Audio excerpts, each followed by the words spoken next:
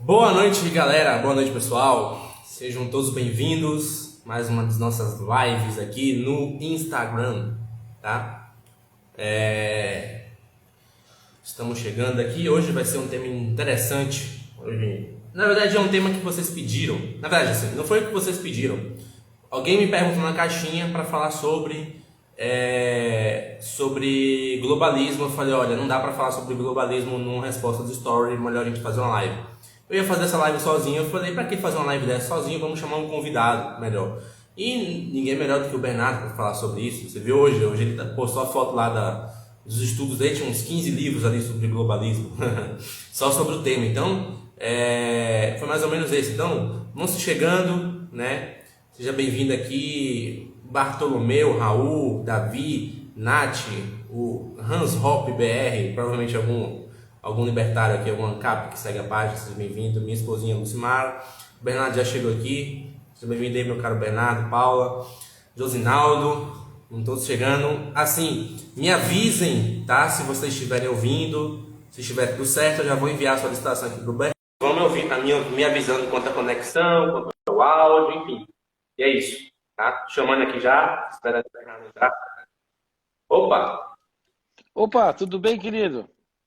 E aí, meu cara, tudo bem? Tudo certo aqui também. Beleza. Maravilha. Tá dando para Eu, me ouvir direitinho aí? tá tranquilo, tá dando pra ouvir, tá numa boa aqui. Deixa eu só ajustar um pouquinho a câmera aqui. Pronto. Aí, Agora sim. Agora sim. Pronto. E aí, como é que tá? Tudo certo aí? Tá... Como é que tá sobrevivendo aí com o cabeça de... cabeça de paçoca aí? Não pode chegar aqui agora.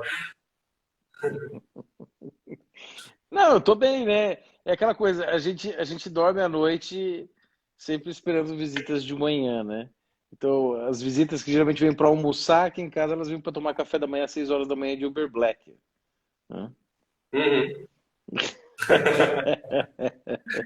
Complicado, complicado. Eu já até botando segurança a mais aqui no portão aqui de casa, depois dessa live, não sei o que me espera amanhã, né? Já fiz um, Né, deixei não, um cafezinho ali esperando ali, né? não, fica Deixei uns tranquilo. cafezinhos ali. É, Enfim, é. mas enfim, eu tava falando com eles aqui, né? O pessoal daqui da página mandou uma pergunta, né? Sobre o que era globalismo. Eu falei, olha, não dá para responder isso aqui numa caixinha de stories, né? Se eu for responder, vai ser uma simplificação muito grande, né? E eu acho que é um tema muito bom para se investigar, etc. Enfim.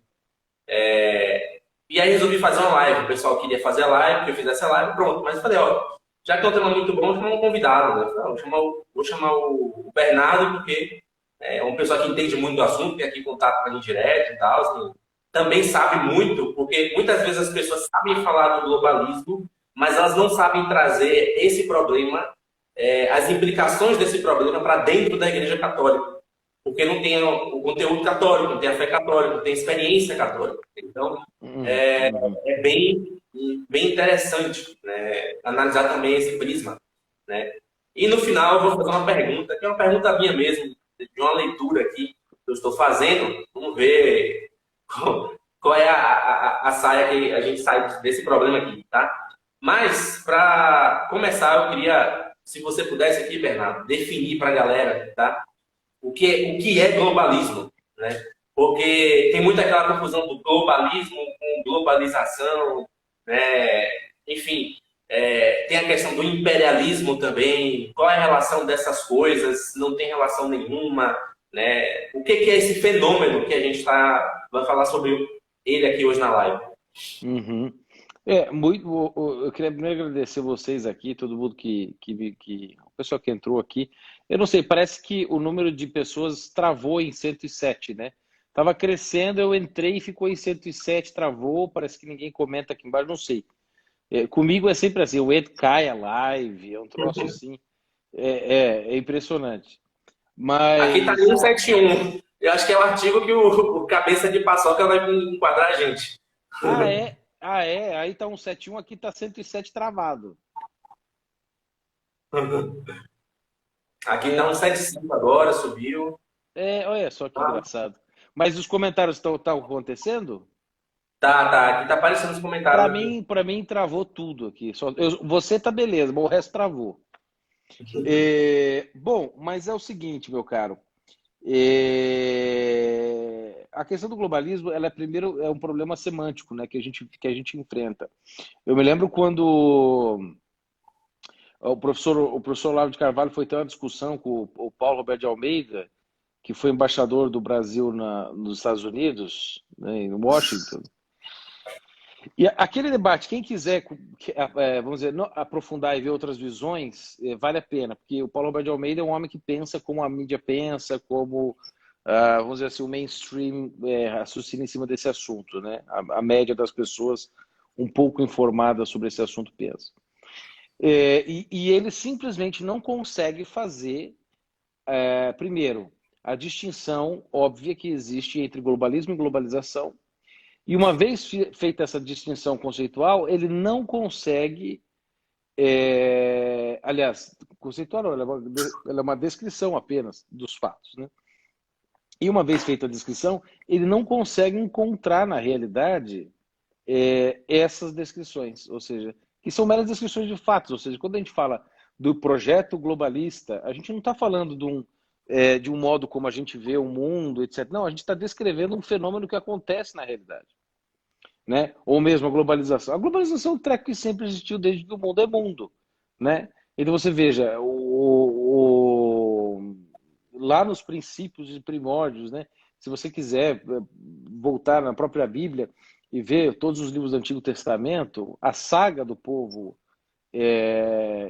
o povo hebreu, né? O povo de Israel, ela mostra o nível de penetração e aprofundamento que teve entre culturas, que geralmente ocorre em função do comércio ou de guerras, né, em que uma cultura penetra na outra e existe esse processo de intercâmbio, como eu já disse, de cultura, de tecnologia de guerra, de tecnologia de produção, intercâmbio de pessoas, intercâmbio demográfico, né? Existe uma interpenetração entre diversos povos e nações. Naquela época não tinha nações, vamos dizer, bem definidas como a gente tem hoje em estados, né? Eram mais povos, né? Uhum. Mas povos, domínios, impérios. Né? Mas sempre existiu isso aí. Então, o Babilônio, quando dominou, foi dominado pela Síria, foi assim. Depois foi dominado pelos gregos, os gregos pelos romanos, os romanos se dissolveram e foram pelos bárbaros, depois no Oriente pelos muçulmanos, né? pelos maometanos, e assim foi.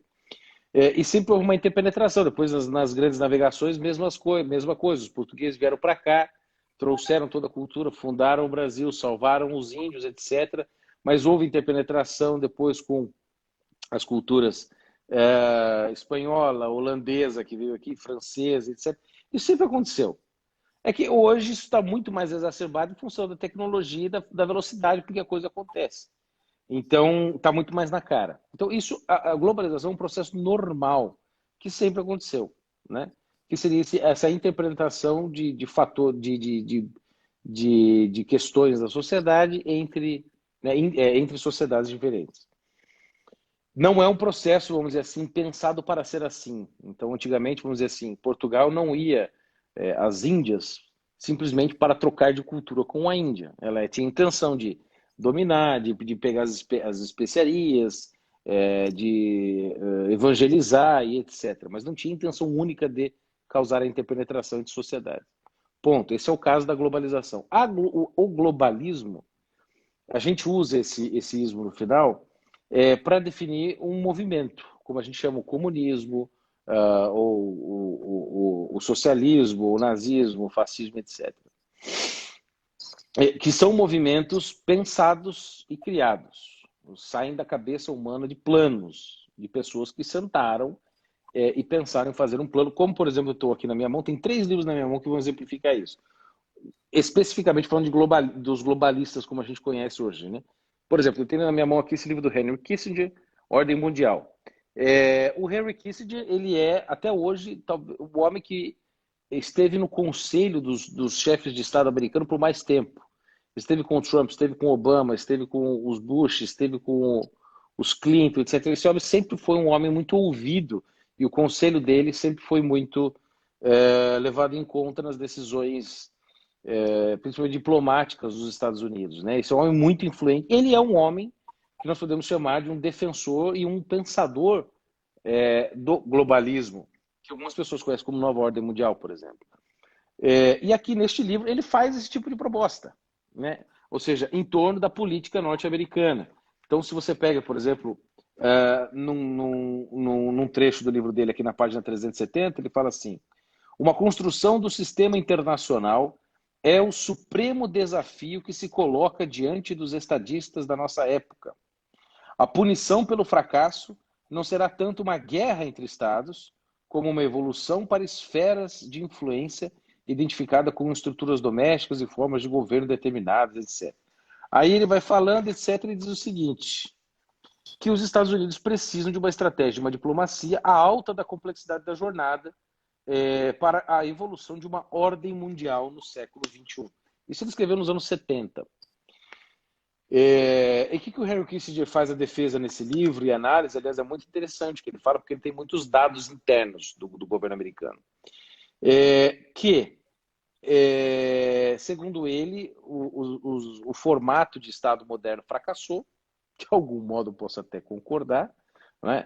Mas que a solução para ele, então, seria criar um sistema mundial de interdependência rápida e muito, vamos dizer assim, focada para o bem comum, como se fosse um super-estado no mundo, mas que ainda de algum modo preservasse aspectos locais. Ou seja, é mais ou menos o que esses caras da nova ordem, do que a gente chama de globalismo, promete, né? Então, qual que é o plano dos globalistas que a gente chama? Principalmente, tá? E não significa que seja unicamente, mas principalmente usar burocracia, tanto interna de um país quanto de órgãos internacionais, como o ONU, etc. Ou seja, fazer o uso da burocracia para enfraquecer as nações, os Estados-nações, e favorecer uma governança global. Né? Então, são pessoas que, sei lá, têm ideias desse tipo, que veio, sei lá, Napoleão tinha esse sonho de dominar o mundo, né? Júlio César, etc. Né? Essa ideia, agora vamos dizer assim, pensada num contexto moderno, foi bolada principalmente por aquele inglês chamado Cecil Rhodes, que enriqueceu demais e criou um país chamado Rodésia, que tem o nome dele, sobrenome Rhodes, em que ele é um cara pouco narcisista, né? Aí ele pega Só e um acha pouquinho. só um pouquinho. Ele acha que o povo inglês é o melhor povo do mundo, isso nós estamos falando ali metade mais ou menos do século XIX. Então ele acha que o povo inglês é o povo mais fantástico do mundo, porque ele estava vivendo o auge do Império Inglês, né?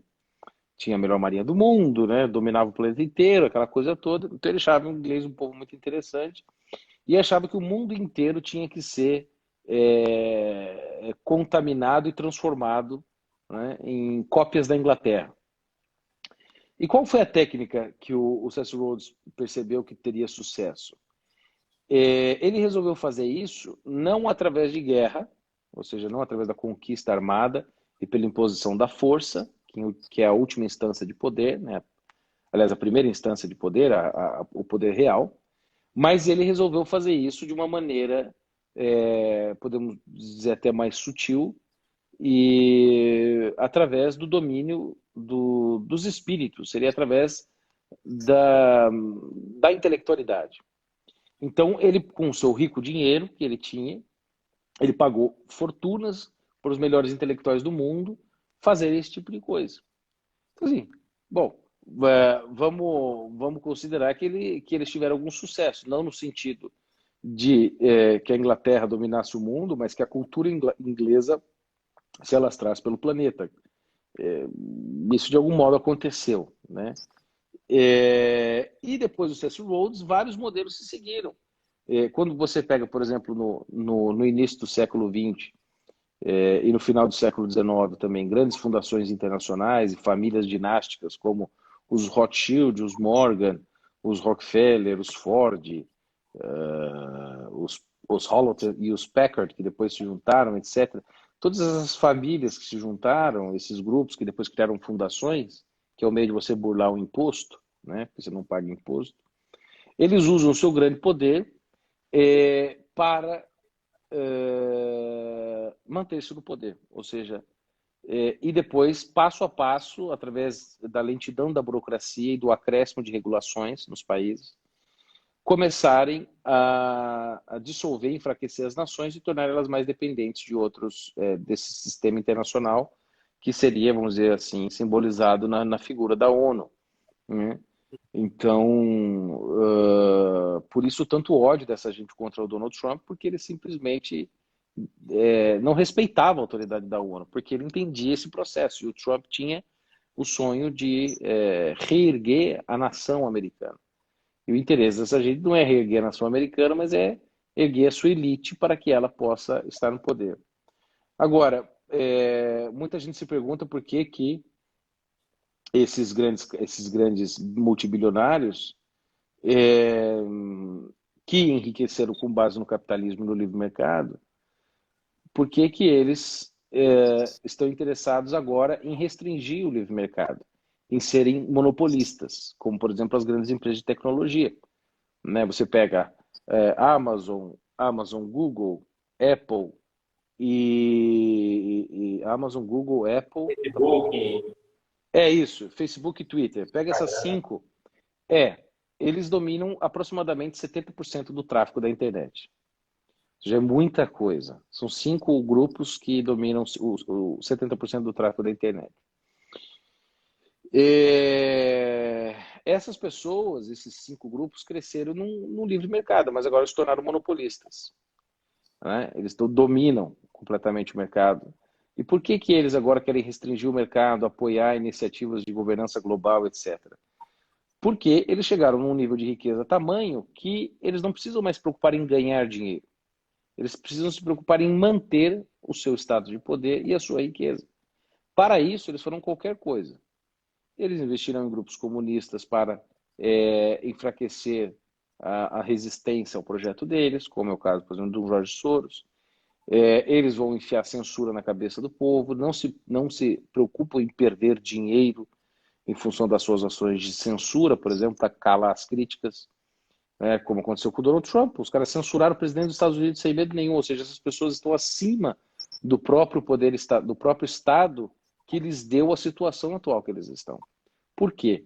Porque esses globalistas, essa turma defensora desse plano de governança global, eles não se sentem pertencentes a uma nação, mas a um projeto de governança global. Agora, só terminando essa primeira resposta, existe alguma possibilidade disso um dia dar certo? Como, por exemplo, aqui prega o homem do Fórum Econômico Mundial, nesse livro aqui, O Grande Reset. Né? E tem esse nomezinho que eu não vou dizer aqui, senão pode prejudicar a sua live, tá?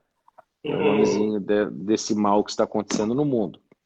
Ou seja, ele vê uma oportunidade para reiniciar o planeta, né, o sistema, principalmente econômico mundial, mas existem outros aspectos, e instalar um novo sistema global. Mas essa ideia já foi proposta várias vezes, inclusive em 2011, com o mesmo nome, de Grande Reset, após a crise de 2008 do sistema imobiliário americano. Como é o nome dele aqui? Aqui, Richard Florida. Então, assim, são planos e propostas que acontecem. Nem sempre eles conseguem cumprir as suas metas, né? Eu me lembro que o pessoal do Clube de Bilderberg, que é uma espécie de, vamos dizer, entre aspas, assim, né, maçonaria desse pessoal, né? Eles se reúnem todo ano em algum lugar do mundo para dizer como as coisas devem funcionar, né? Então se reúnem príncipes, se reúnem religiosos, membros de diversas religiões, membros das grandes empresas, chefes de Estado, reis e rainhas, etc., nesse clube, para tentar influenciar o jogo internacional. Mas a gente não pode também achar que eles são superpotentes ou onipotentes se eles conseguem tudo exatamente como querem, né? Eu vejo muita gente que fala disso, meu caro, que diz assim, eles comandam o jogo, são os donos do mundo, etc. Mas assim, o pessoal do Clube de Bilderberg achava que a coisa iria estar pronta em 1980 e poucos, né? E não deu certo. Agora eles acham que vai estar pronto em 2030, né? 2030 é a data que eles estão colocando como um marco no início desse projeto. E para isso eles farão o que for necessário, né? É claro que os meios de ação deles melhoraram muito, aumentaram muito, mas ainda eles enfrentam uma resistência imensa, principalmente em função da vamos dizer assim, da informação e da verdade que a internet ajudou a trazer às pessoas. Então, resumindo, existe uma diferença imensa entre globalismo e globalização. Não são conceitos abstratos, mas são descrições de fatos da realidade. E se você perguntou se existe alguma relação com o imperialismo, de algum modo, o globalismo é um eco das tentativas imperialistas que sempre houveram da humanidade. Ele é um eco, que é a tese mais ou menos do professor Olavo de Carvalho no Jardim das Aflições, que também é mais ou menos a tese do Antônio Negri, que é um dos maiores intelectuais hoje da esquerda vivos. Também tem uma teoria interessante sobre o império nesse sentido. Entendi. Muito bom esse apanhado histórico que você fez. Você falou uma questão da remontar a Bíblia, né, ao período da época da Bíblia. E eu, quando eu converso muito com o Matheus aqui sobre esses temas, a gente lembra muito da Torre de Babel. É como se fosse uma tentativa de reconstruir a Torre de Babel, né? Ali, tentar alcançar uma espécie de trono, onde você erige um poder onipotente, né, onipresente, capaz de regular a vida das pessoas, para tentar afrontar a Deus, né? Acho que o símbolo pega um pouco, né? A gente vai até fazer, por esses dias, uma reflexão num dos postagens sobre esse tema, etc. A gente vai trabalhar bastante esse ponto. Mas eu acho também que essa ideia ela surge muito, assim, teve um período da história que eu acho que a ideia de império ela ficou muito, assim, não que ela sumiu, mas ela ficou na gaveta, que é quando você tem ali um pouco da cristandade, né? E às vezes o que eu vejo é que talvez essa necessidade de tentar recriar esse poder global que tenta arbitrar os conflitos, né, amenizar as questões, seja a falta talvez de um poder espiritual, no caso, mais ativo na vida das pessoas. Ativo no sentido de mais presente, né, em que as pessoas tivessem mais consciência. Nesse caso, talvez o período que houve ali da reforma, talvez tenha se trazido de novo essa ideia à tona, quando você tem ali essa quebra dessa unidade espiritual e cada reino buscando criar seu próprio império, aquela disputa entre os reinos. Veja, o protestantismo foi, aliás, um dos grandes sucessos do cristianismo. Essa é uma das coisas que eu acredito piamente, e há alguns livros de estudo sobre isso, mas um dos sucessos da ideia de Lutero não foram as próprias ideias dele em si acreditadas como verdade, né, em oposição à suposta idolatria católica, o que quer que seja. Mas as ideias de Lutero elas vieram, na verdade, à tona num período muito, muito, muito interessante da história da humanidade, que foi a criação dos Estados-nação, né? A criação da razão de Estado. Ou seja, em que você tem ali, por um bom período, de uns praticamente 100 anos antes da Reforma, um período do surgimento das línguas, né, nação, das línguas nacionais. Você tem o surgimento das obras em espanhol, das consagradas, você tem o surgimento das obras em português, estava nascendo a língua inglesa naquela época, se consolidando. Você tinha o surgimento das grandes obras e dos grandes autores naquela época, consolidando a unidade das nações. E, obviamente, tipos como o rei de Holanda e alguns nobres da Alemanha e etc., estavam de saco cheio, vamos dizer assim, de serem dominados pela autoridade espiritual da igreja, que, óbvio, na Alemanha tinha sim seus abusos, tinha sim seus excessos, mas não era uma coisa universal, né? Não era uma coisa da Igreja Católica, entendendo o católico como universal. Eram coisas pontuais, como ocorre hoje. Como você tem padres e bispos que abusam do seu poder, que abusam dos fiéis, entendeu? Que usam das suas prerrogativas eclesiásticas para benefício pessoal, que, enfim, cometem muitos erros, entendeu? E isso sempre aconteceu na história da igreja e vai continuar acontecendo até que o nosso Senhor volte, entendeu? Jesus prometeu que a igreja perfeita estaria com ele nos céus. E aqui nós somos a igreja que se lasca, né? A igreja que é se lascante, né? Não é? É Nós somos, exato. não é? Então, você tinha então uma igreja muito influente e que ainda era responsável por coroar, por exemplo, os grandes reis. Então, a igreja que coroava entendia-se o poder do rei como um poder dado pela igreja, por Deus, né, pela igreja, ou seja, a vontade de Deus estava, de algum modo, manifestada e expressada através de uma instituição reconhecível com mais de 1.500 anos de história. Acontece que também nessa mesma época começa a surgir uma ideia muito safada de que, de Lutero, inclusive, né, de que nós não precisamos da igreja, basta a minha relação com Deus, a instituição é uma porcaria, aquela história toda, né? Ou seja, a necessidade dos sacramentos, da hierarquia, etc., não tinha muita importância, e que, de algum modo, seria também necessário entender que o rei pode ser coroado por qualquer um, não precisa ser coroado necessariamente pela igreja. E aí, então, você tem o surgimento das monarquias nacionais e um pretexto excelente nas ideias de Lutero para que cada nobrezinho ou cada grande nobre que tinha intenção de fundar o seu espacinho com a sua língua que estava emergindo, tinha um pretexto perfeito para abandonar a sua dependência do Papa e a sua dependência da Igreja e a dependência da influência da Igreja, porque, vamos dizer assim, os mandamentos e as ordens da Igreja restringiam, né, e impunham muita autoridade sobre um rei que queria ser canalha, como aconteceu com muitos da época. Então você pega, sei lá, rei de Holanda e os nobres da Alemanha, por exemplo, e da Inglaterra também, encontraram na reforma o pretexto perfeito para se emancipar. Então eles usaram muitas ideias protestantes e espalharam essas ideias, não porque acreditassem nelas, mas porque eles viram nela uma oportunidade de avanço político dos seus planos.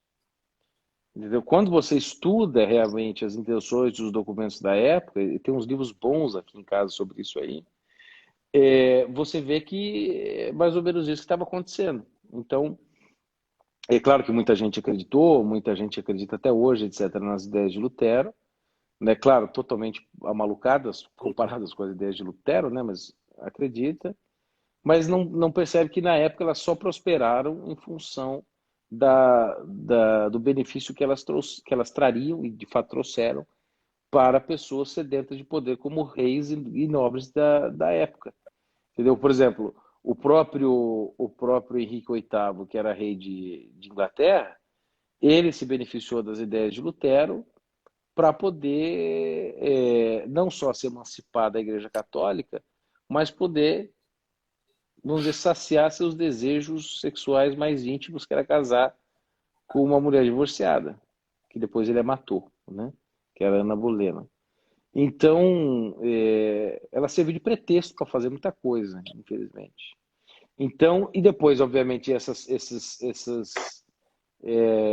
pequenos nobres e reis que se emanciparam da igreja, principalmente ali Holanda, Inglaterra e Alemanha, obviamente que uma vez que você se emancipa da igreja, você não tem laços nenhum, né? Você não tem, vamos dizer, critérios, você faz o seu esquema, né?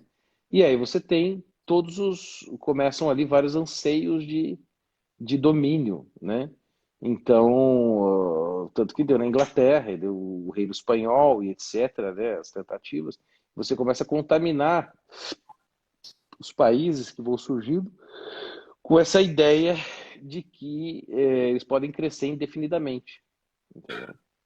Mas é uma certa influência, sim, naquela época da Reforma Protestante. A gente pode dizer que sim. Entendi. Eu vejo que eu, quando li, eu li ano passado o livro do Jardim do Aflições do Professor Olavo, e fiquei É me o perguntando quê? depois. Eu li ano passado o livro do Jardim das Aflições do Professor Ah, eu não Olavo. tinha entendido o nome do livro. Eu li ano passado e fiquei me perguntando, pô, por que que eu não li esse negócio antes? É uma coisa assim, é uma tese sensacional. Mas uma coisa que eu me lembro do que o professor Lago fala, e eu até estou pegando recentemente as obras daquele historiador que ele indica, de História da Civilização, do Yul Duran. Ele tem uma série lá de 11 livros sobre a história da civilização, etc. Mas ele mostra também que havia, não assim na igreja, nos santos, mas havia, por exemplo, em muitos monarcas católicos, a visão de uma igreja mais nacionalizada. Né? Tanto que depois Sim, na França, o julgado-canismo, né? Na Espanha também, quando eles adotam a Inquisição Espanhola, eles fazem justamente para isso. Eles confiavam mais numa regência do Estado, nas instituições que fossem interferir na saúde espiritual do reino, do que na própria igreja. Em parte também porque tinha aqueles papas que eram péssimos, né? Alexandre VI, naquela época, etc., que às então, vezes davam conta do testemunho. Mas, mas eles foram contaminados por essa ideia de que o rei poderia ser ordenado por qualquer um que não fosse da igreja, ainda que fosse católico. Entendeu? Então, ele era um rei que era católico, mas não era um rei feito rei por Deus através da exatamente. igreja. Entendeu? Então, é isso que eu disse. Essa tese, que foi embasada muito nos textos de Lutero, ela contaminou a Europa inteira. Entendeu? Contaminou a Europa inteira, ao ponto de chegar aquela a famosa coroação de Napoleão, dele arrancar a coroa da mão do bispo e botar na cabeça dele, pô. Entendeu? Eu vejo que o problema do anglicanismo, acho que era até pior do que o do luteranismo. Porque o anglicanismo, apesar de Lutero ter separado ali a igreja dos reis, mas o anglicanismo não era uma separação, mas era uma submissão. Né? O rei vira chefe da igreja. E aí cria todo aquele problema que hoje a gente tem todo esse problema com esses problemas de pandemia, enfim, essas coisas todas, né?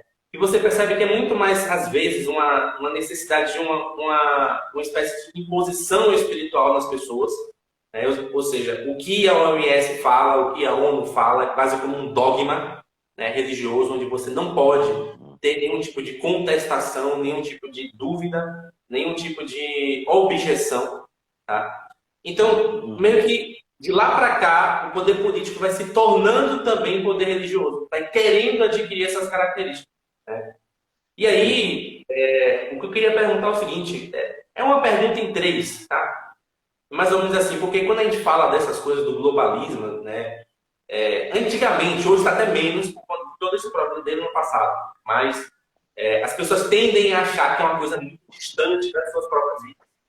Né? Que é uma coisa que não interfere muito nas suas próprias vidas. Às vezes elas tratam só como um tema tal qual estaria estudando na escola, né? Para entender, para saber como é que funciona, mas não percebe que esse jogo de poder está influenciando a vida dela, a família dela, o modo de vida, né? Então, o que é que esse pessoal aí tem de plano, assim, para poder mudar a vida humana, para poder, sei lá, modificar as relações sociais, a política, né? Você vê hoje, por exemplo, eu aqui moro na cidade do interior, tá? Goiás. E aí você vê o prefeito aqui do interior adotando as mesmas práticas que um prefeito de Nova York, por exemplo. Né? A mesmíssima coisa, quase que um copia e cola, né? Então, como é que esse fenômeno acontece, né? E qual é o impacto dele na vida das pessoas, de forma mais direta? Tá, veja, se você pega aquele livro daquele intelectual francês chamado Pascal Bernardin, Maquiavel Pedagogo, você vai ver que ali estão descritas as técnicas de controle e imbecilização e modificação de comportamento dos alunos na escola, de técnicas que são passadas para o mundo inteiro através da Unesco. E muitos dos projetos de lei a respeito de educação, de alfabetização, treinamento com crianças, etc., vem pronto da Unesco. Da mesma maneira, como várias leis, regulamentações, adaptações, recomendações e etc., da forma como a nossa legislação, o nosso Estado é organizado, vem da ONU, como, por exemplo, essa Agenda 2030. Né? O governo, eu não lembro se foi da Dilma ou do Temer, acatou a Agenda 2030 e o governo Bolsonaro ainda não conseguiu se desvencilhar disso. Eles estão fazendo esforços monumentais por trás dos panos, que eu sei, para se desvencilhar da Agenda 2030. Mas é um problema, porque isso acarretaria talvez uma crise diplomática com outros países que o Brasil não tem cacife para bancar agora. Né? A cidade de São Paulo também assinou um plano de compromisso com a Agenda 2030 que estabelece uma série de, são 17 ou 19 metas e cento e não sei quantos objetivos, os mais esdrúxulos do mundo. Né? Se você quiser ter um tempo de diversão e horror, né? Não quiser dormir à noite, né? Coloque lá objetivos de desenvolvimento sustentável, né? ODS, Agenda 2030. Daí você põe lá, você vai abrir no site da ONU, tem lá todos os coisas. Pior. Então, estou dizendo como é que eles fazem a coisa, chegar na cabeça das pessoas e nos lugares. A ONU agora, isso eu vi no próprio site, o próprio Instagram da ONU Brasil, eles estão estabelecendo o que é chamado de hub em várias universidades do Brasil. Hub seria um ponto de encontro, né, de concentração. Em várias universidades do Brasil, como por exemplo a Universidade Rural do Rio de Janeiro, né? A UFRJ terá um hub da Agenda 2030 da ONU, que é um centro de estudos em que eles vão se dedicar única e exclusivamente nesse projeto a pensar a Agenda 2030 para a pecuária brasileira. E óbvio, por que esses caras escolheram a universidade? Porque é dali que vão surgir os futuros legisladores, os futuros juízes, os futuros desenvolvedores de técnicas agrícolas, os futuros donos de terra, os herdeiros de terra, enfim, eles vão na universidade porque é ali que se formam os líderes do futuro hoje, inevitavelmente. Então, já disse três métodos que eles fazem para espalhar as suas ideias para todos os países. Outro, por exemplo, é através da ameaça de sanção. Então, se você não adota o Acordo de Paris sobre o clima, você pode sofrer sanções tais e tais. Se você não, põe uma condicional.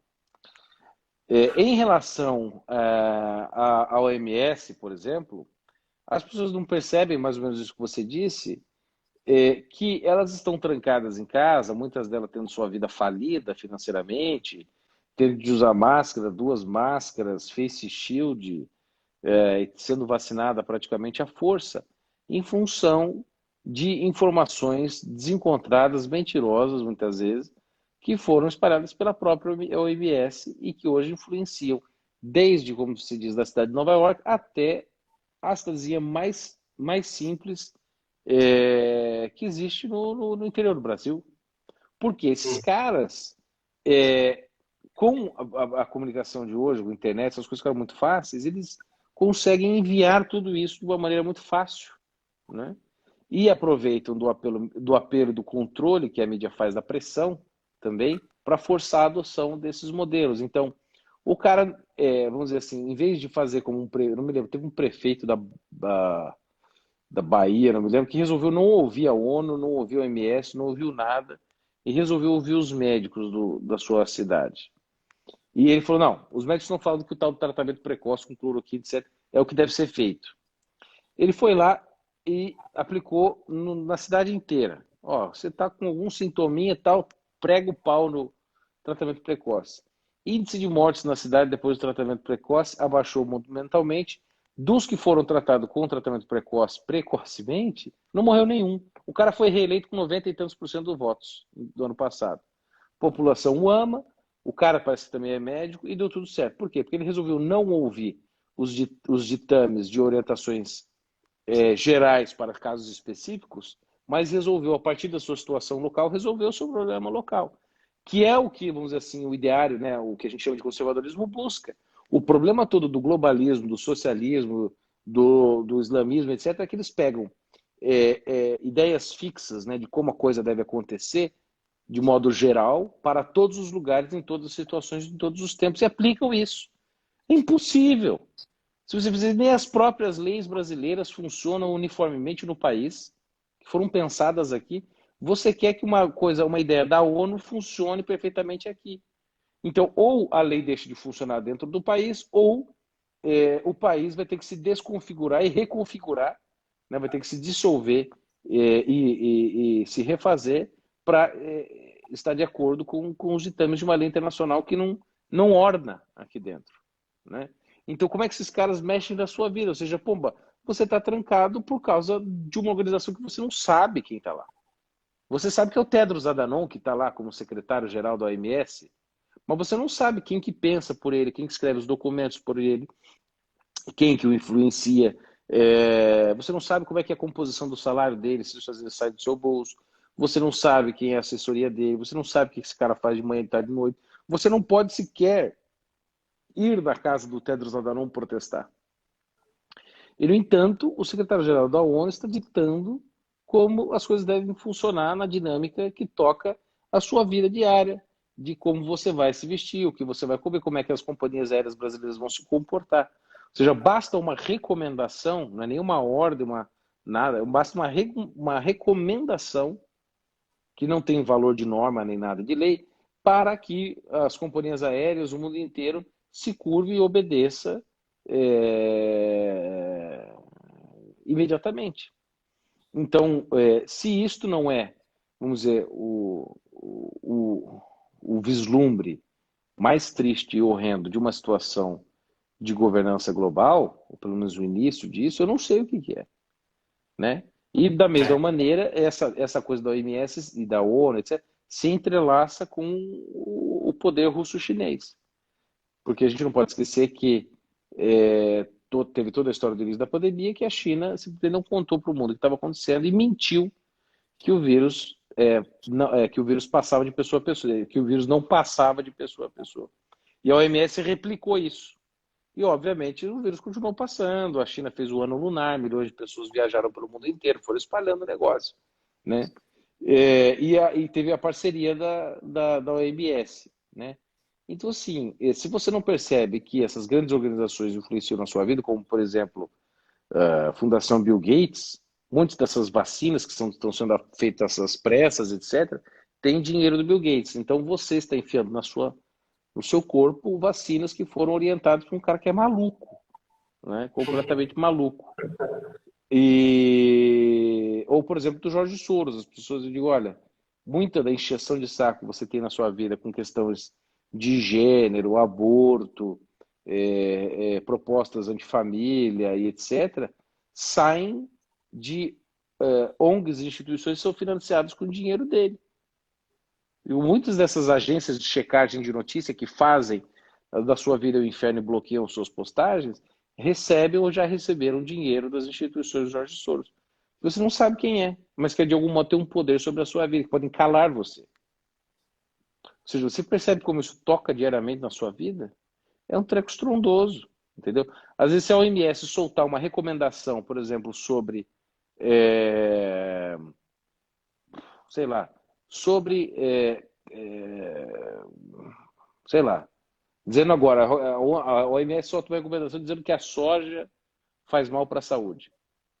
E pronto, que ela fez um estudo randomizado, duplo cruzado, twist carpado, né?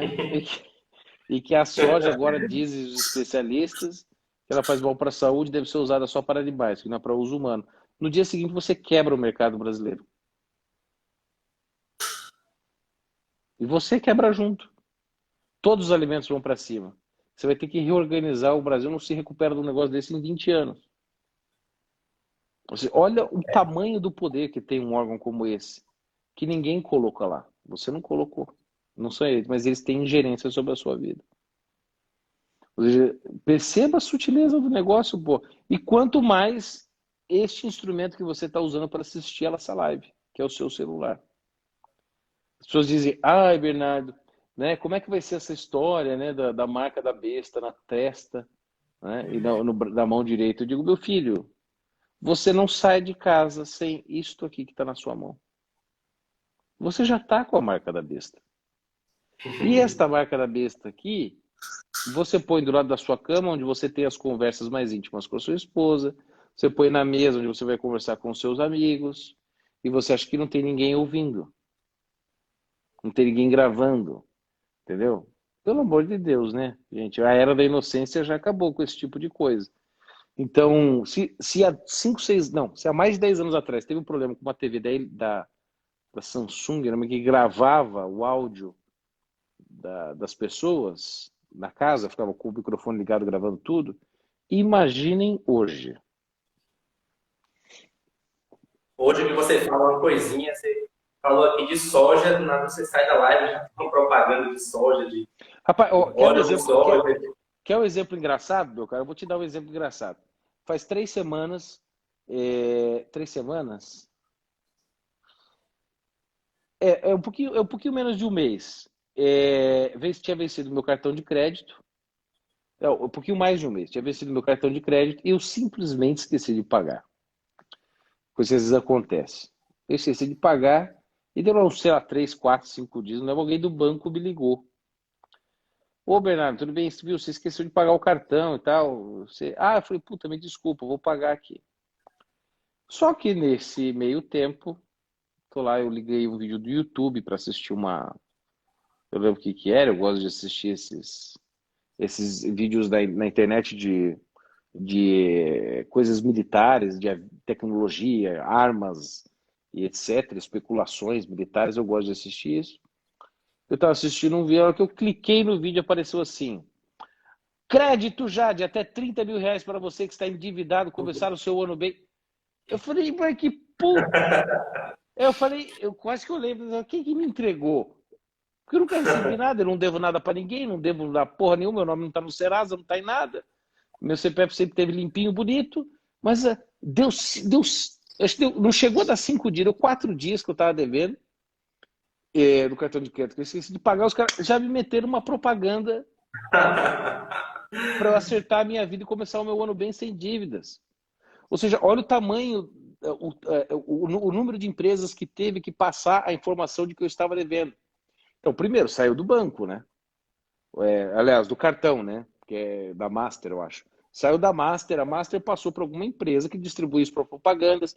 Esse cara vendeu o espaço, o YouTube negociou, encontrou aquela pessoa conectada comigo, fez todo o círculo de marketing para pontualmente, quando eu clicasse naquele vídeo que era da minha preferência, ele iria encaixar a propaganda mais adequada.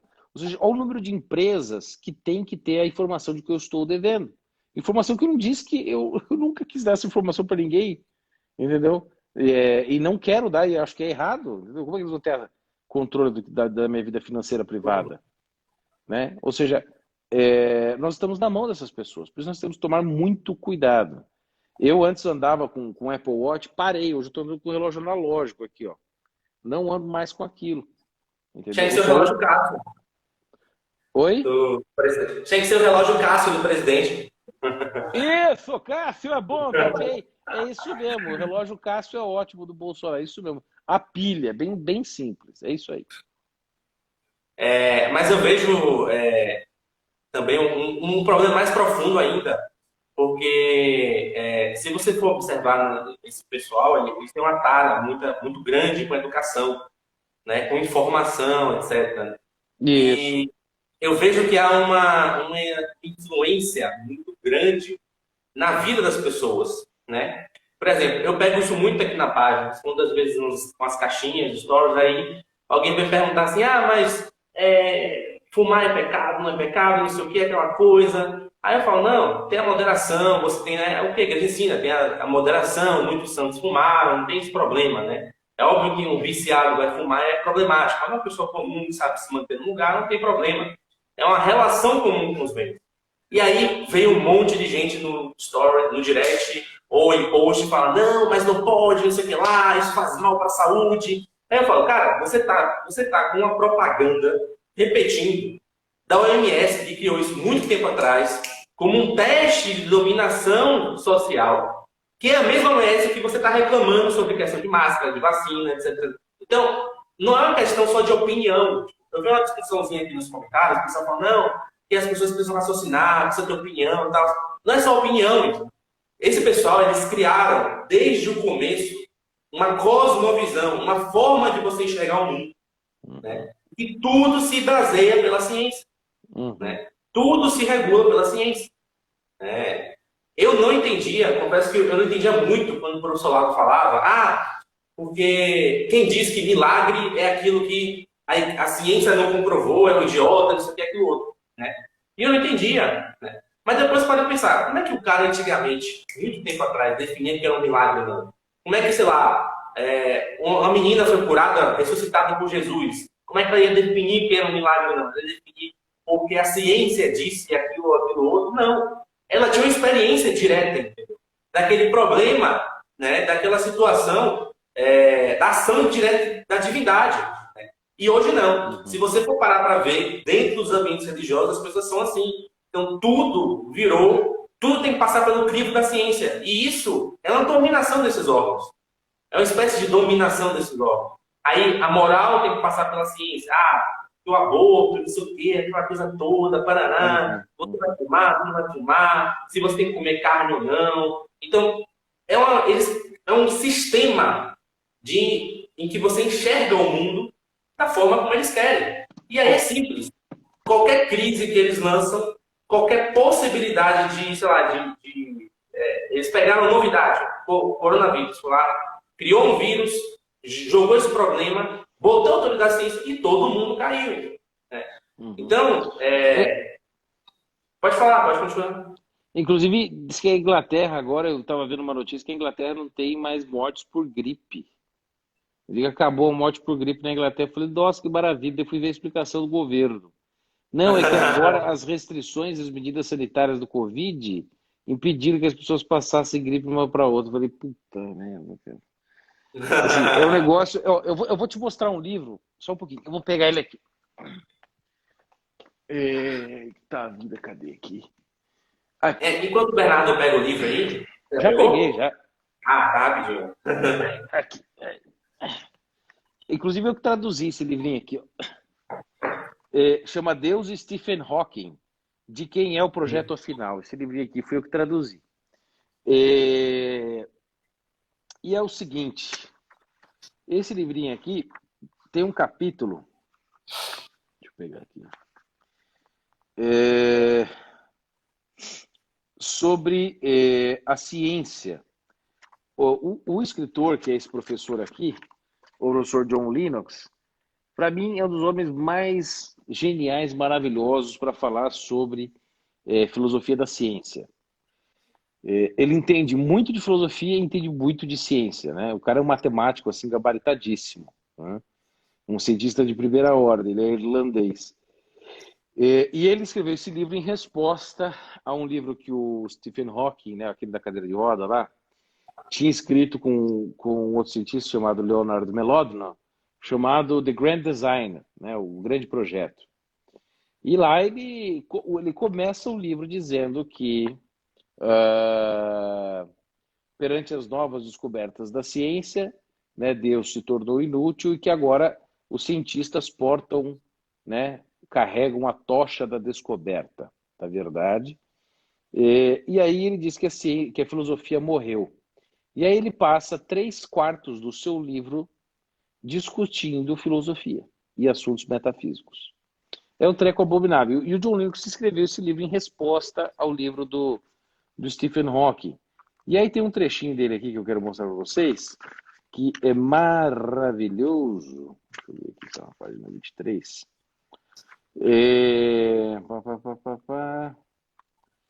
Vou achar aqui para você.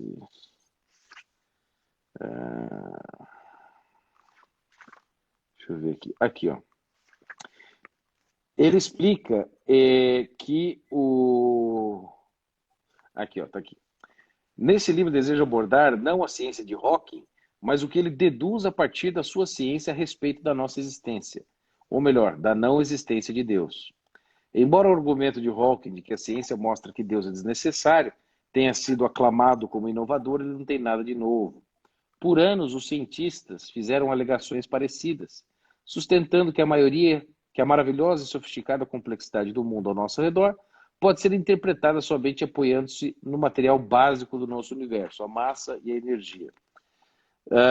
E nas leis da física, que descreve o comportamento do universo como a lei da gravidade.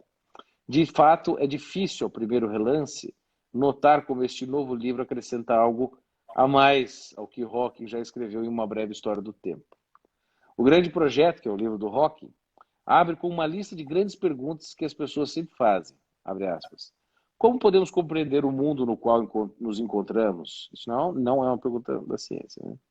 Como se comporta o universo? Qual a natureza da realidade? De onde veio tudo isso? O universo precisou de um criador? Fecha aspas.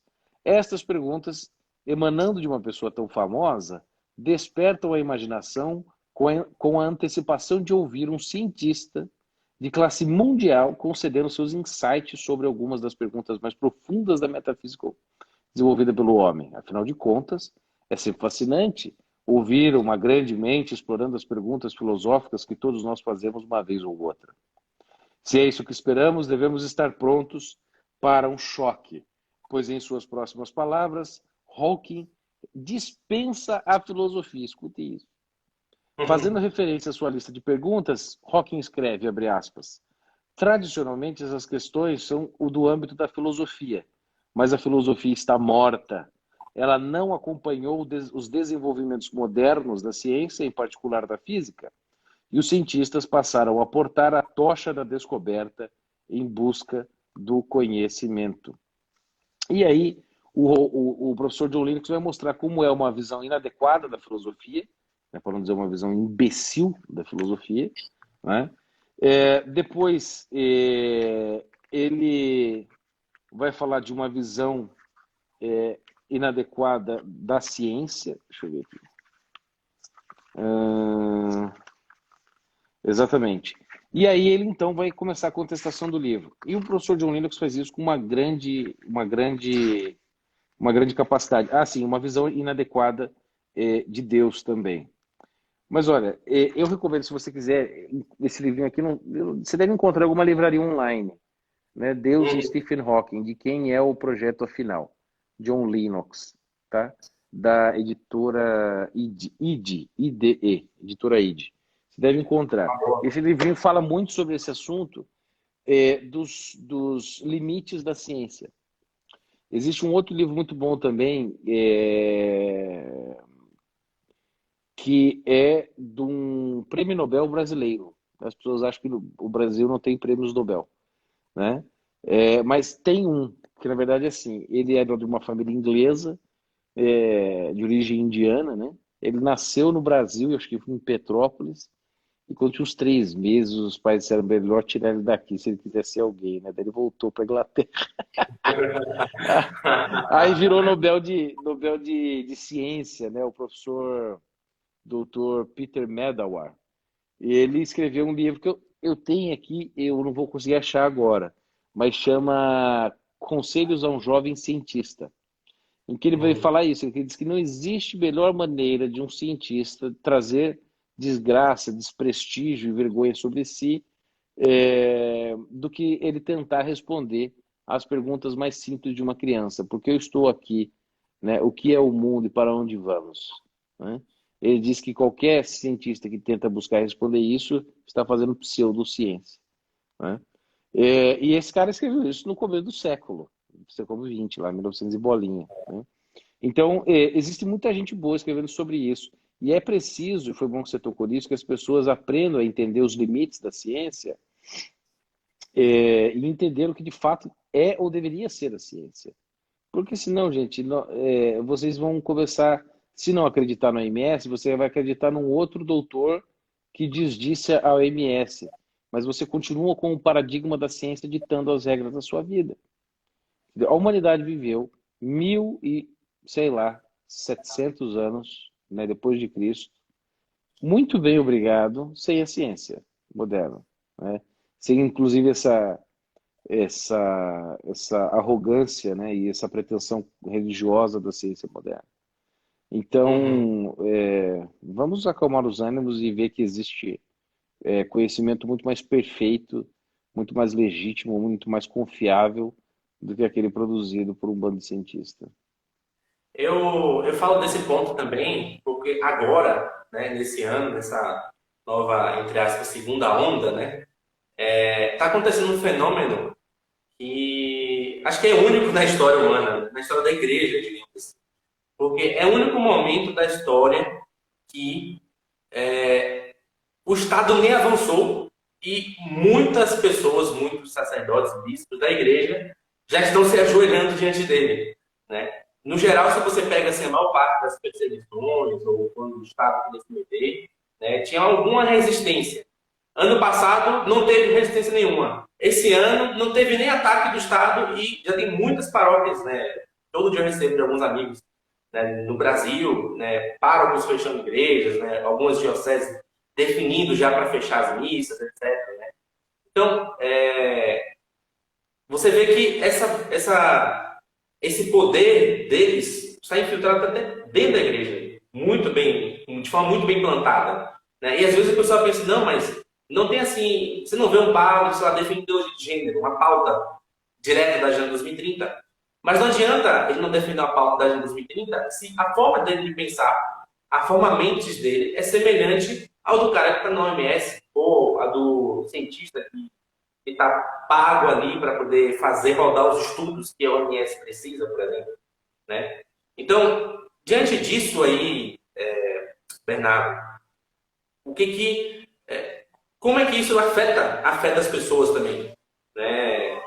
A gente tem uma breve noção disso aqui, a gente está fazendo todo um trabalho, porque um dos primeiros pontos, né, pelo menos que eu vejo, assim, que o Matheus também vê, para tentar restaurar um pouco, é tentar fazer as pessoas restaurarem uma visão diferente do Gênesis, por exemplo.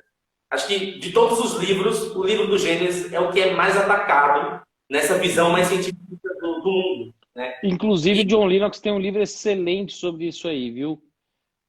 Excelente, um livro maravilhoso sobre o Gênesis. Pelo amor de Deus, vocês dois têm que comprar esse livro.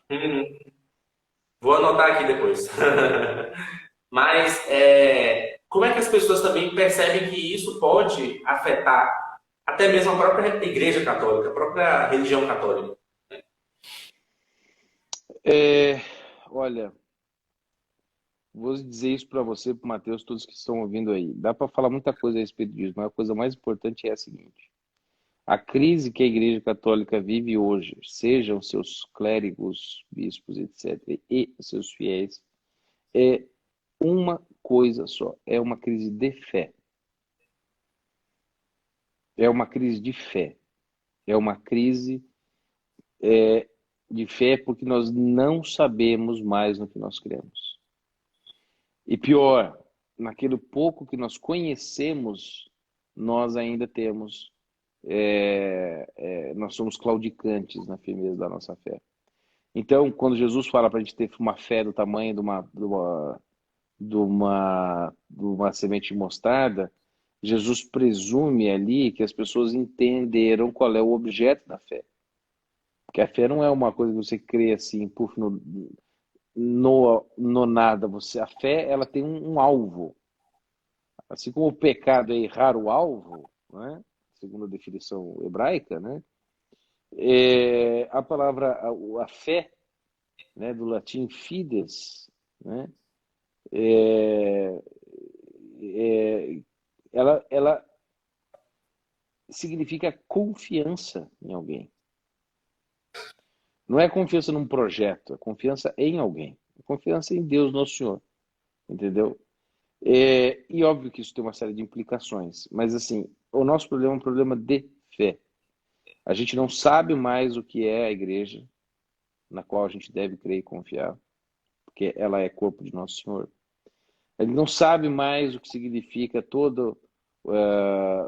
não sabe mais nem o que é tradição, quanto mais o que foi de fato a tradição católica, que é o principal baluarte que nos sustenta como instituição divina e humana aqui na Terra.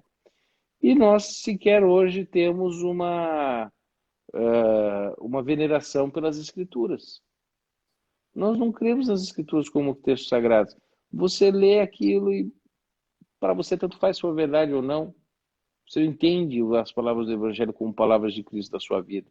Quando o padre diz na missa, né, palavra da salvação, quando você responde glória a vós, Senhor, você responde glória a vós, Senhor, para cumprir um protocolo, que você está ali dentro de um rito, e você está cumprindo mais uma coisa, ou você está dizendo, puta, graças a Deus que Deus falou.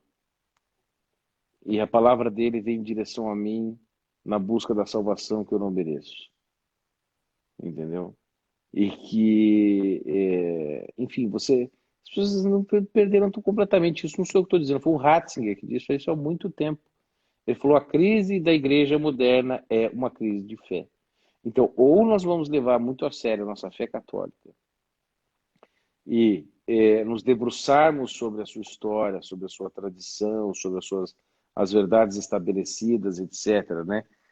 Sobre os dogmas e as lições e os ensinos desenvolvidos durante os séculos. E levamos uma vida o melhor possível católica, uma vida sacramental, uma vida de oração, uma vida de doação, de esmola, de caridade, ou a gente vai sucumbir.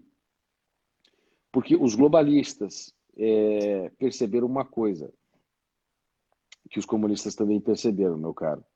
É impossível você estruturar uma sociedade, por mais maluca que seja, por mais revolucionária e aparentemente anárquica e sem ordem que ela seja, por mais fora do comum que ela possa ser, todos os tipos de agrupamentos humanos, seja de uma família pequena, no meio do mato, no interior de Goiás aí, ou seja, em Tóquio, você precisa de um conteúdo religioso. Ou seja, de alguma coisa que toque no espírito humano.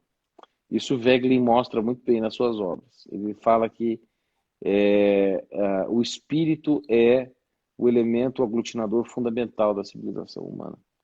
Tanto que não há nenhuma civilização, nenhum povo, nenhuma tribo, nem nada na história da humanidade que surgiu sem a fé em alguma coisa. Vamos dizer, uma confiança, né, em alguma coisa, ou uma espécie de religião, etc. Sempre. E não existe nenhuma sociedade que durou mais de 50 anos sem isso. Todas as tentativas de abolir Deus, ou deuses, ou qualquer coisa, vão fracassar. E o sucesso do seu empreendimento, obviamente, será proporcional à verdade e à potência do seu Deus, né? Então, o que eu vou dizer é o seguinte: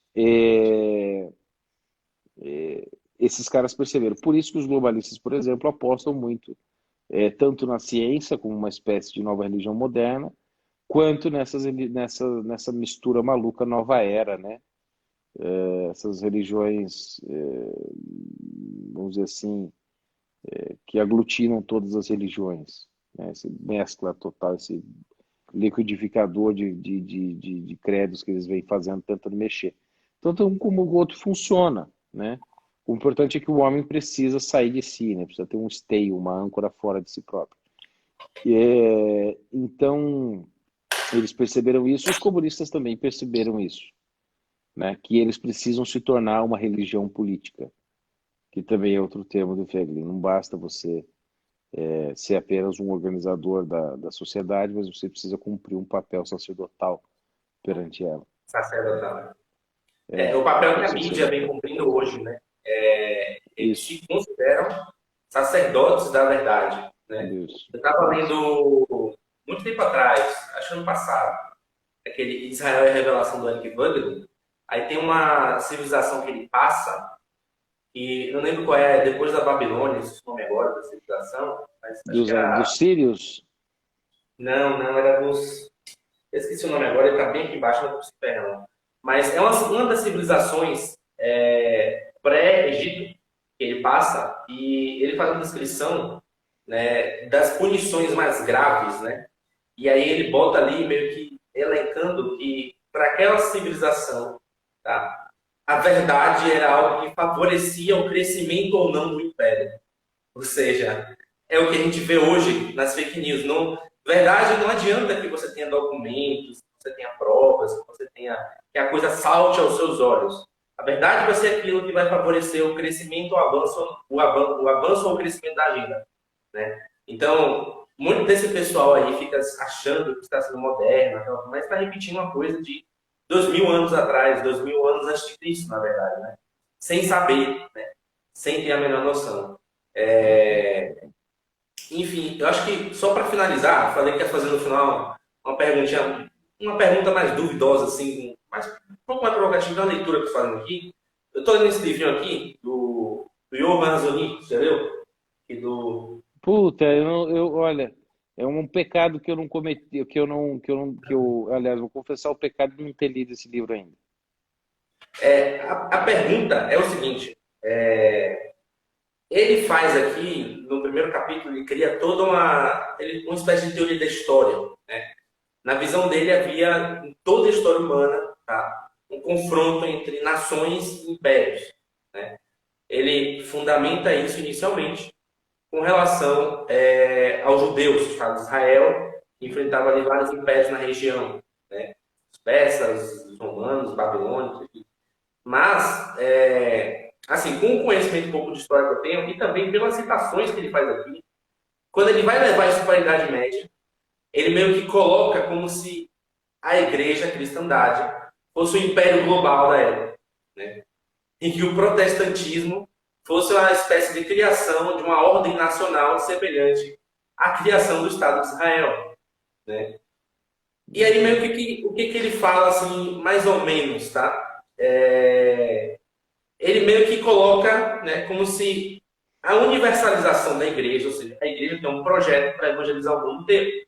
Né? Jesus fala no final dos evangelhos, né? Ide, evangelizar toda criatura, para que todos um dia sejam batizados, sejam católicos, enfim. Né? Só que eu percebo que ele faz um pouco dessa confusão, tá? Entre o poder que é espiritual, certo? Que, obviamente, esse poder espiritual descamba no reinado social de Cristo, da igreja, ou seja, as pessoas vão se convertendo, vendo que aborto não é legal, sei lá, casamento tem que ser insoluto, essas coisas assim. Que é um processo comum, pessoal, da consciência individual de cada um. Só que ele confunde isso como se fosse um império, né? Como se fosse um projeto de império terrestre. Né? Então, como é que a gente diferencia esses dois pontos? Né? Ou seja, a noção que os globalistas tendem a ter, geralmente, através de um modelo revolucionário, criar um império mais, com a sua agenda, né, digamos assim, tá? De os impérios antigos, digamos assim, impérios católicos, lá, o Império Espanhol, português, em certo sentido, que fundou o Brasil, enfim, como é que a gente pega esses dois pontos? Porque na visão um pouco do autor e também um pouco, né, da historiografia que ele levanta aqui, tá? Eu, pessoalmente, eu vejo que essa historiografia que ele levantou aqui é um pouco duvidosa, né? Mas ainda assim, tipo, é um ponto bom para se discutir, né? E a partir disso, dessa visão do império, digamos assim, até que ponto o nacionalismo pode ser uma alternativa para as pessoas ou não? Ou se nacionalismo é furada, o que importa é a gente focar nas soberanias pessoais de cada nação, enfim. Qual é essa relação, essa divisão que dá para ser feita? Caramba, cara, é uma pergunta que daria outra live, hein? Fiquei pensando agora. Olha, eu vou ser bem resumido, mas eu acho o seguinte: no atual momento de crise política que a gente está vivendo, em que a soberania das nações é o grande alvo, e se ela cair, nós estamos tudo ferrado, literalmente. Ou seja, os braços internacionais vão se tornar cada vez mais violentos e difusos e profundos na sociedade. Por enquanto, ainda que não seja, vamos dizer assim, né? Eu não consigo pensar em outra alternativa para o atual momento, né? Não estou falando em plano ideal, mas o que é factível agora na realidade, né? O que é possível. a razão de Estado hoje, em termos de nação e soberanas, por enquanto é a melhor solução. Contra, mas soberanas mesmo, não soberanas no papel, né? Entregues, por exemplo, como, sei lá, a França é para a ONU, entendeu? Estou falando de nações soberanas mesmo, como os Estados Unidos sob o governo de, do Trump foram, né? E mesmo sob o governo do Biden também, viu? Porque ele está dando cada chamada na China que, bom, eu tenho uma outra visão sobre isso. Agora, a comparação dos impérios católicos, né, dos reinados católicos de então, e as suas pretensões com as pretensões globalistas de hoje, eu acho difícil a gente comparar, porque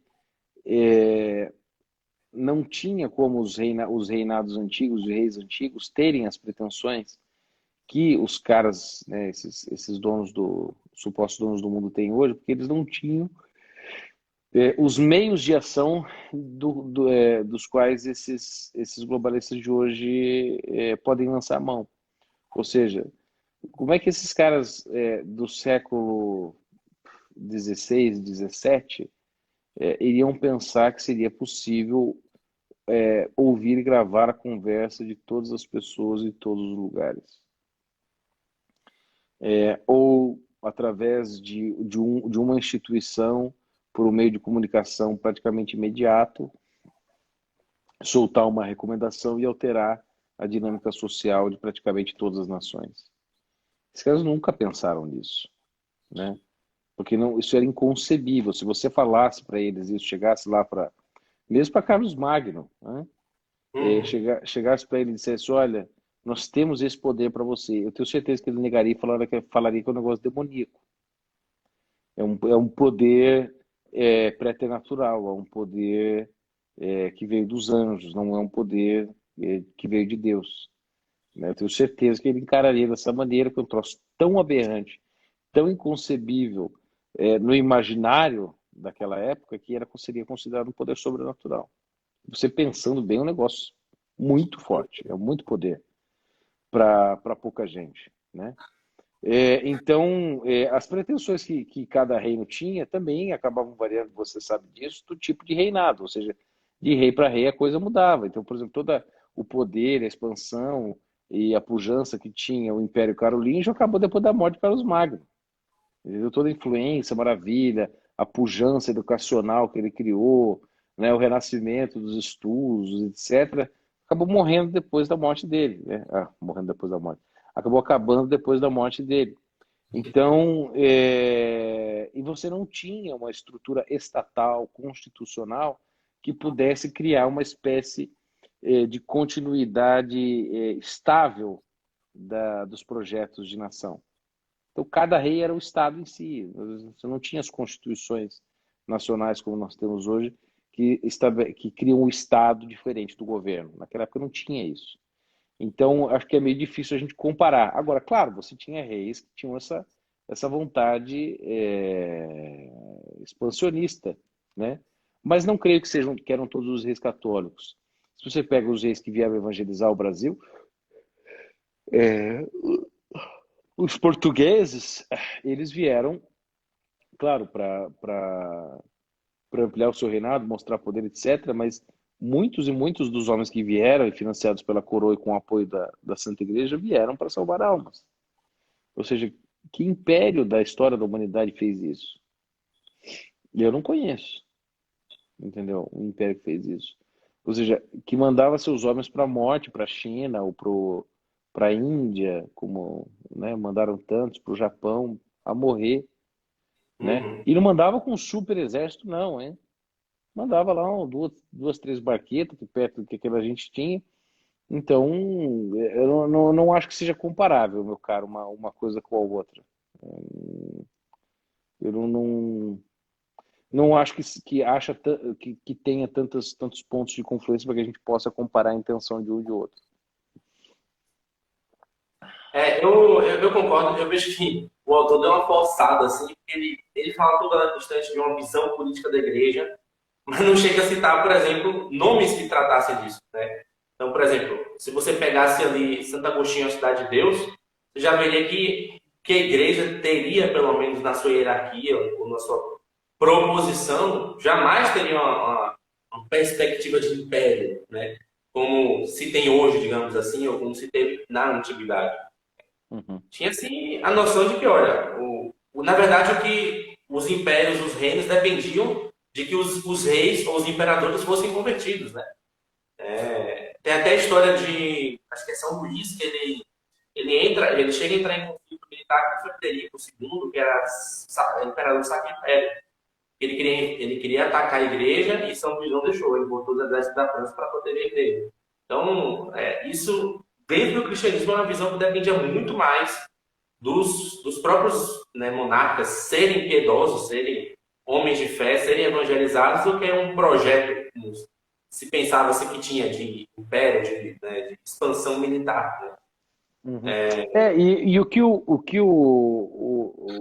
o livro desse da virtude do nacionalismo ele deve ignorar na análise dele, eu não li, mas pelo que você está me falando, me parece que é isso. Que ele considera que a igreja de então, no século, sei lá, não sei qual é o período que ele estuda, mas vamos pensar na cristandade, lá nos 1000 anos ali de cristandade, que a igreja dispunha de meios de controle, comunicação e informação que nós dispomos hoje. Ou seja, como é que um papa da época, sediado, sei lá, em Roma, iria dar uma ordem para o reino da Galícia, né, sei lá, para que alguma coisa acontecesse, alguém fosse excomungado, alguma ordem fosse cumprida. Ele não tinha internet, não tinha porta-aviões e nem telefone celular e nem nada. O que ele tinha que fazer é pegar a porra de um cavaleiro ou um barco, atravessar o Mediterrâneo cheio de piratas, tempestades, etc., ou então ir por terra e correr o risco de ser morto no meio do caminho, assaltado, não chegar a cair, morrer, etc., para que a informação chegasse meses depois. E aí depois, para ter certeza de que a ordem foi cumprida, o cara precisa cumprir o caminho de volta. Então, às vezes, demorava anos para que uma ordem fosse cumprida e ele soubesse disso. Então, que controle é esse? Então, imagina quando, por exemplo, sei lá, a ordem dos jesuítas lá ali, em 1600 e tanto, fosse dar uma recomendação a São Francisco Xavier no Japão. Imagina que era mandar uma ordem e voltar. São Francisco Xavier, faz favor, hein?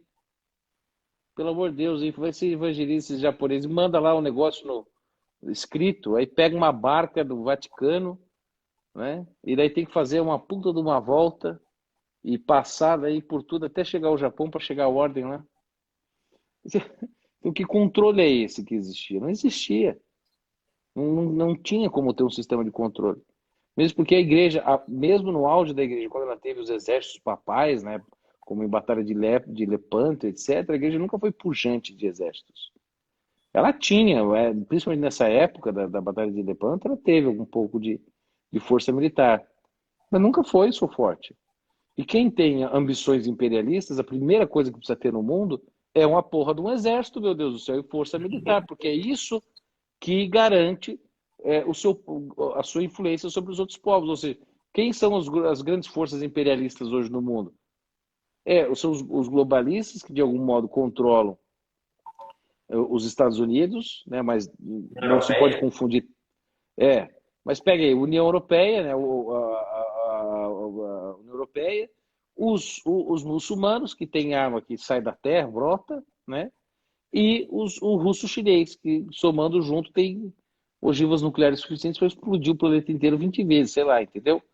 Então, esses caras são poderosos, têm intenção expansionista. A igreja não tem. O que é igreja poder expansionista, meu Deus do céu? E mais, né? Na época medieval, se um nobre com algum poder quisesse trocar um papa, ele chegava lá, dava uns porretes, derrubava todo mundo, invadia o Vaticano, tirava o papa, botava outro. Isso já aconteceu. E essa besta quadrada aí, pelo menos nesse ponto, está equivocada. Tá, você vai passar muita raiva lendo o livro. Eu passei. Tudo bem, mas faz parte, é isso aí. O trabalho intelectual é para passar raiva também. Exatamente, exatamente. É. Eu não tenho mais uma questão, não. Se você quiser falar uma coisa a mais, acrescentar alguma coisa sobre o tema, ou ficar tranquilo. Não, eu queria indicar um livro, mas eu não vou conseguir pegá-lo aqui. Mas se vocês, eu vou recomendar dois livros que estão aqui atrás de mim. Eu não sei se eu vou conseguir ver aqui. Eu acho que. Deixa eu ver se eu Tem consigo. esse aqui, eu tenho bem perto aqui, esse daqui, ó. Você falou de leitura que dá medo, essas coisas aqui, mas esse aqui dá um medo também, ó. É do Daniel Stulin. Bah, rapaz, olha, esse livro aí é muito bom. Exatamente, esse livro é ótimo. O Transevolução, esse é onde vai acabar esse negócio de grande reset e tal. Aí tem o livro do Le Pen, A Falsa Aurora, que trata principalmente de como esses globalistas querem usar a religião para o seu próprio benefício. Né? E tem esse grandão, que é a idiotização proposital da América, da Charlotte Thompson Iserbyt. A idiotização proposital da América, Uhum. The Being Down of America. Esse é um livro que mostra exatamente como esses sistemas internacionais trabalharam na escola, como você disse, para acabar e dominar os espíritos através da escola. Então, assim, essa prateleira praticamente toda aqui atrás é sobre globalismo. Então, tem muita coisa. Mas dizer para vocês, assim, se vocês quiserem sair mesmo disso, pelo menos não serem amarrados internamente por esses poderes, vocês precisam primeiro entender o que está acontecendo. Essa live de 1h20 e pouco aqui que a gente fez, é só para você ter uma ideia do tamanho do problema, entendeu? E acordar um pouco e depois estudar. Então, na minha livraria tem muito livro. Ah, inclusive, tô vendo aqui, o Alexandre Costa, que é um grande especialista nesse assunto, publicou um livro agora, acabou de lançar um livro que ele organizou, chamado As Várias Faces da Nova Ordem Mundial. É um livro azul. Então, eu recomendo a todos que leiam este livro recém-lançado pelo Alexandre Costa, que aborda bem essa questão, principalmente atualizada depois desses eventos de 2020 aí com vírus e não sei o quê. É Muito isso, meu bom. querido.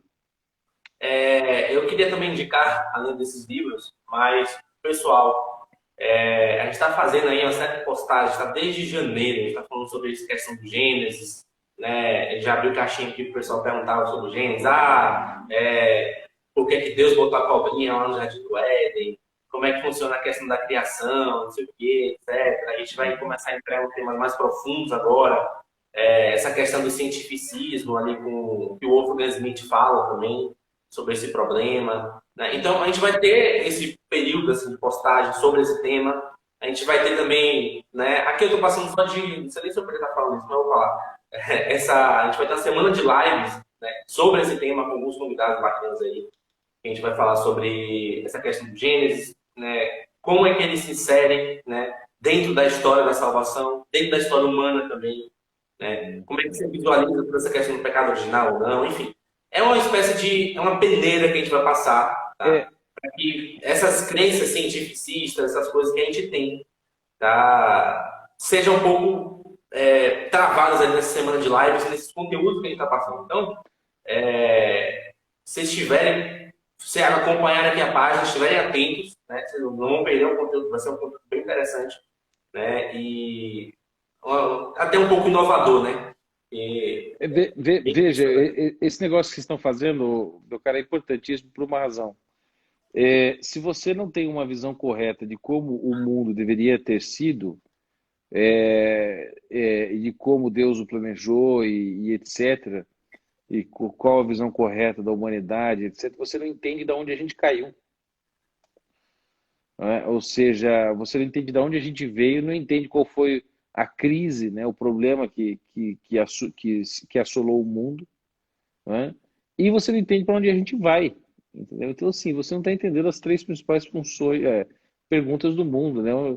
Da onde eu vim, né? O que eu estou fazendo aqui, para onde eu vou. Então, entender Gênesis é essencial para entender tanto o amor de Deus, entender os planos de Deus e permitir que a gente tenha, vamos dizer assim, um óculos, né? Uma visão correta para compreender a realidade, né?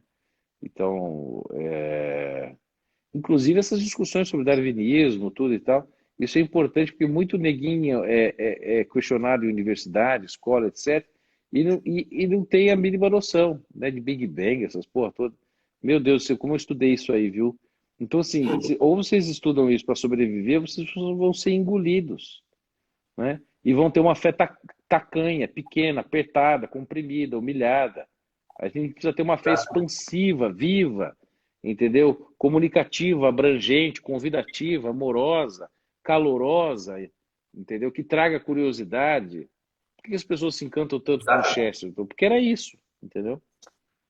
O Chester, inclusive, tem uma frase dessa, né? Que fala assim, se você tira, né, do pressuposto do que é o homem a queda, né, você não sabe para onde você vai. Eu já vi uma frasinha dessa, acho que é no Autopsia, não me lembro agora. Mas ele fala um pouco disso. Né? Uhum. O Matheus aí mesmo, o Matheus ele pegou o Sharing aí em inglês ainda, porque o Sharing não tem pouco ou quase nenhum material traduzido. Estudou muito essa questão de noção de povo, noção de mitos, etc. E tal, a patrística, então todo esse comentário, etc. Por exemplo, o cara que não entende isso, ele não vai entender porque, por exemplo, esse livro aqui que eu tenho, que é uma edição muito boa do Centro Dom Bosco, é do Bossuet, esse aqui, é Discurso sobre a História Universal. E ele vai começar falando das épocas, e ele começa a falar de Adão, fala de Noé, né? Geralmente as pessoas tratam isso aí como, é só uma história, e no máximo tem um ensinamento moral para eu memorizar, para eu entender. Aí você que tem um ensinamento moral de que eu não posso querer ser como Deus, não posso querer ser soberbo. Né? Tem um ensinamento moral de que eu não posso É aquela, copular com um anjo. é a velha história, né? Não importa a verdade se aconteceu ou não, o que importa é a mensagem. Exatamente, exatamente. É, Então é isso, eu queria indicar esse conteúdo que a gente está fazendo aqui agora, tá? E no final, também, esse finalzinho de live, agradecer a presença do Bernardo aqui. Bernardo, rapidinho a gente fez a live aqui, marcou certinho, sempre com generosidade, a gente agradece. Né? O pessoal que apareceu aqui, eu vi aqui a Vivi Princeton, né? Minha esposa, até minha mãe vai assistir essa live aqui, cara. Então, agradecer também o pessoal que veio, o Matheus, etc. Né? E a disponibilidade, quem ficou aqui até quase 11 horas já, né? A gente falando sobre globalismo, sobre filosofia, enfim, é bem... O que está acontecendo no Brasil é muito bom, né? Tipo, as pessoas estão se interessando por esses temas, né? Se interessando em conhecimento. Acho que é o primeiro passo para mudar alguma coisinha, para botar alguma semente que talvez dê fruto. uhum, sem dúvida. Obrigado, meu querido. Olha, brigadão por tudo aí, viu? Boa sorte para vocês, pessoal que está assistindo aí. Sigam o pessoal da História Católica aqui no Instagram, que a rapaziada é boa demais. Obrigadão aí, obrigadão então, pessoal. Boa Obrigado, noite querido. aí para vocês, bom descanso, até mais, fique com Até Deus. mais, até mais.